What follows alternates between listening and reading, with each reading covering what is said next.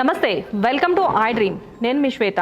ఈరోజు మనం వీస్ energies institute of neurosciences century hospitals doctor Y Venkatesh గారితో ఉన్నాము. ప్రముఖ న్యూరో సర్జన్ ఆయన. నమస్తే సార్. సార్, తలనొప్పులు అనేది ఇవాళ రేపు చాలా కామన్ అయిపోయాయి. అంటే లైక్ కొంచెం ఎక్కువ స్ట్రెయిన్ అయితే తలనొప్పి వస్తుంది, జర్నీ చేస్తే తలనొప్పి వస్తుంది, అండ్ ఎక్కువసేపు ఫోన్ చూసినా తలనొప్పి వస్తుంది, కొంతసేపు కాఫీ లేట్ అయితే తలనొప్పి వస్తుంది. సో తలనొప్పులకి చాలా రకాలుగా రీజన్స్ ఉన్నాయి. అసలు నిజంగా మీరు చెప్పేది తలనొప్పి అంటే తలనొప్పిలో రకాలు ఏంటి, లేకపోతే తలనొప్పి ఏది మనం సీరియస్గా తీసుకోవాలి, తలనొప్పి వచ్చింది అంటే ఎప్పుడు డాక్టర్ని కన్సల్ట్ చేయాలి, దాని గురించి ఎక్స్ప్లెయిన్ చేయండి సార్. తలనొప్పి రాని వ్యక్తి అయితే ఎవరు ఉండరు ప్రపంచంలో. ఏదో టైంలో ఎప్పుడో ఒకసారి వస్తూనే ఉంటుంది తలనొప్పిని ఎప్పుడు మనం సీరియస్ తీసుకోవాలి. దీన్ని మేము రెడ్ ఫ్లాగ్ సైన్స్ అంటాం. ఎప్పుడు మనం దాన్ని రెడ్ ఫ్లాగ్ అంటే డేంజరస్ సైన్, డేంజరస్ అని ఎప్పుడు పరిగణిస్తామంటే యూజువల్గా హెడేక్స్ని మనము acute headache and chronic headache అంటాం. అక్యూట్ అంటే ఇమ్మీడియట్ ఇప్పట్లో వచ్చింది, అంటే కొన్ని నిమిషాల ముందు వచ్చింది హెడేక్, అంతకుముందు ఎప్పుడు లేని హెడేక్, దాన్ని మనం అక్యూట్ హెడేక్ అంటాం. క్రానిక్ హెడేక్ అంటే తరచుగా వస్తూ ఉంటాయి హెడేక్స్, దాన్ని క్రానిక్ హెడేక్ అంటాం. So chronic headaches are not that serious or dangerous. Acute headache ఈ సమ్టైమ్స్ లైఫ్ థ్రెటనింగ్ అని చెప్తాం. అంటే అక్యూట్ హెడేక్ ఎప్పుడు వస్తుంది? Sudden haemorrhage in the brain, severe headache వస్తుంది అనమాట. దాంట్లో సబర్ఫ్నాయిడ్ హెమరేజ్ అని ఒకటి ఉంటుంది. మన బ్రెయిన్ చుట్టూ 3 పొరలు ఉంటాయి. దాంట్లో అన్నిటికన్నా లోపల ఉన్న పొర అంటే బ్రెయిన్ చుట్టూ కవరింగ్స్ అనమాట. లోపల ఉన్న పొరని మనం పయా మ్యాటర్ అంటాము, మధ్యలో ఉన్నదాన్ని అరక్నాయిడ్ అంటాము, దాని బయట ఉన్నది డ్యూరా అంటాం. ఆ తర్వాత మన స్కల్ ఉంటుంది. ఈ అరక్నాయిడ్ మెంబ్రెయిన్ కింద ఉన్నది సెరెబ్రోస్పైనల్ ఫ్లూయిడ్ ఉంటుందన్నమాట. దాంట్లో నుంచి దాని గుండానే మనకు అన్ని రక్తనాళాలన్నీ ఇక్కడ నెక్లో నుంచి బ్రెయిన్కి వస్తూ ఉంటాయన్నమాట. ఒక్కొక్కసారి రక్తనాళాల్లో కొన్నిసార్లు ఒక చిన్న పిన్ పాయింట్, ఒక డిఫెక్ట్ ఉండి అక్కడ బల్జ్ అయ్యి అది ఒక ఎన్యూరిజం అంటాం. అది రప్చర్ అయ్యి చిన్నగా రప్చర్ అవుతుంది ఫస్ట్, దాన్ని సబర్ఫ్నాయిడ్ హెమరేజ్ అంటాం. సబర్ఫ్నాయిడ్ హెమరేజ్ అంటే అరక్నాయిడ్ మెంబ్రెయిన్ కింద ఉన్న స్పేస్, దాంట్లో సెరెబ్రోస్పైనల్ ఫ్లూయిడ్ ఉంటుంది. అక్కడ బ్లీడ్ అయినప్పుడు లైఫ్స్ వర్స్ట్ హెడేక్ అంటాం దాన్ని. పేషెంట్ ఇట్లా తల పట్టుకొని వచ్చేస్తాడు, అసలు చాలా సివియర్ హెడేక్ ఉంది అని. And this is acute headache, this is a very dangerous headache. అటువంటి హెడేక్ వచ్చినప్పుడు మనం రాత్రి అయినా కానీ పగలైనా కానీ అరే 2 గంటలైంది రాత్రి ఇప్పుడు ఎందుకు అని మార్నింగ్ చూద్దామని అట్లా అనుకోకూడదు.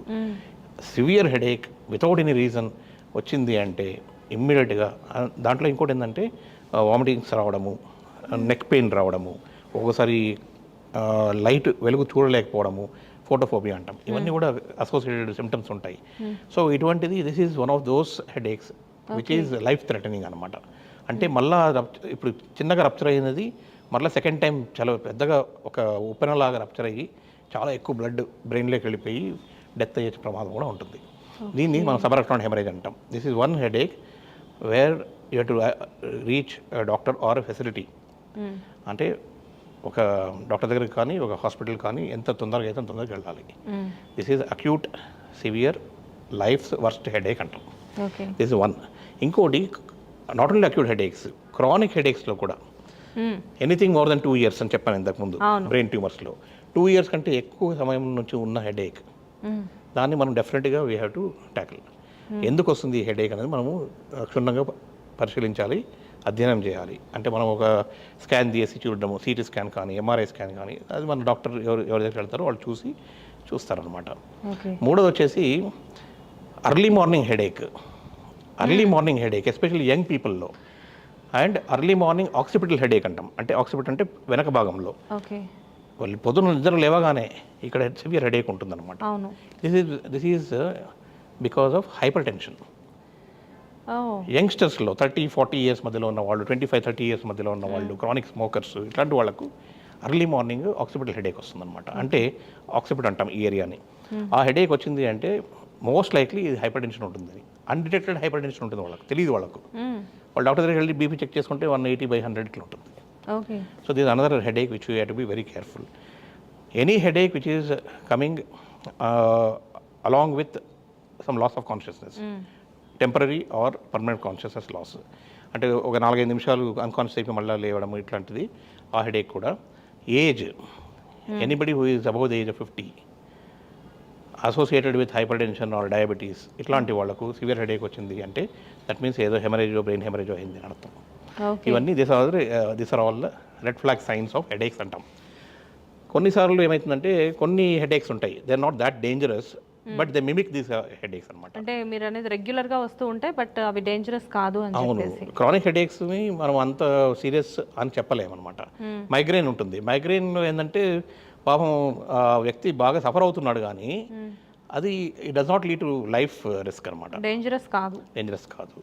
బట్ హెడేక్ చాలా సివియర్. కానీ ఇప్పుడు మైగ్రేన్కి చాలా మంచి మంచి మందులు ఉన్నాయి, రకరకాల మెడిసిన్స్ ఉన్నాయి కాబట్టి దాన్ని ట్రీట్ చేయొచ్చు.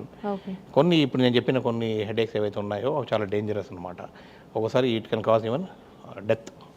సో ఈ 4-5 రకాల హెడేక్స్ నేను చెప్పినవి మనం తొందరగా ఒక స్పెషలిస్ట్ దగ్గరకు, ఒక డాక్టర్ దగ్గరకు వెళ్ళి, లేకపోతే ఒక హాస్పిటల్కి వెళ్ళి ఇమ్మీడియట్గా స్కాన్ తీసుకోవడము, అన్నీ ఓకే ఉన్నాయి అని ఖాతరుపరచుకోవడం ఇంపార్టెంట్. ఓకే. సో హెడేక్స్లో ఇన్ని రకాలు ఉన్నాయి. జనరల్గా మీ దగ్గరికి పేషెంట్స్ వచ్చినప్పుడు ఇన్ని రకాల హెడేక్స్కి మీరు ఏ విధంగా ట్రీట్మెంట్ అనేది ఇస్తారు? అంటే మాకు న్యూరోసర్జికల్ ప్రాక్టీస్ కానీ న్యూరాలజీ ప్రాక్టీస్లో కానీ యూజువల్గా ఏంటంటే migraines are very common. Okay.